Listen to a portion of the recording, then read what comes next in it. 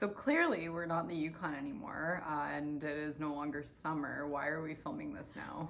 We're filming this now because we just got to making our video, life calmed down a little bit, and then we realized that we didn't actually take any video explaining what Carcross was, what its significance was, or anything. We got a couple of drone shots.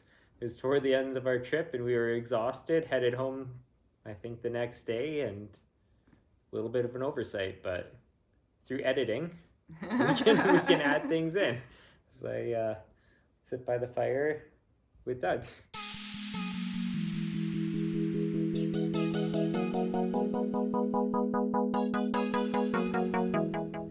All right, we visited the lovely little community of Carcross at the end of the south end of the Tagish Lake Road. It sits at the shores of Bennet Lake and Nares Lake.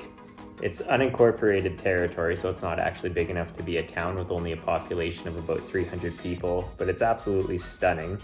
Initially, it was known as Caribou Crossing because of the land bridge between the land masses. That's where caribou used to cross.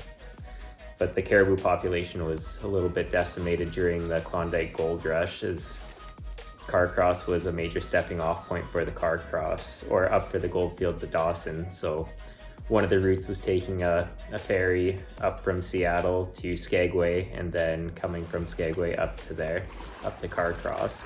So there's a rail line. It's the White Pass and Yukon rail route.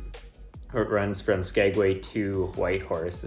Still in operation today. It's got no other points. It just runs between Skagway and Whitehorse, ferrying goods.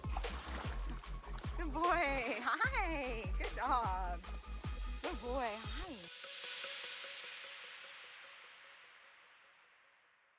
The Carcross Desert itself isn't actually a desert. It's too humid to be a true desert, but it's about 1 square mile of sand dunes. It was formed during the last glacial ice age. As the ice melted and receded, it was left with all the sand and silt. So that was the initial forming of the Carcross Desert, and it currently gets sediment load from wind blowing in sediment from Bennet Lake. The government wanted to protect it in the early 1990s, but there was opposition from the local people. They use it for recreation, so they'll use it for sandboarding and snowboarding. They'll use it for ATV vehicles. There's vegetation, so it's one of the probably only places where there's massive sand dunes that aren't protected, that are easily accessible, that you can ride ATVs, and also play beach volleyball.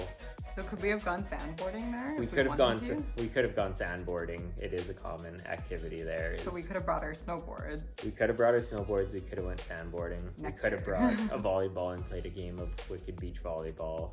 Or Sandboarding sounds fun. Sandboarding's fun. We could also somersault down it. We probably shouldn't. Probably shouldn't. But yeah, Carcross is just a beautiful little stop.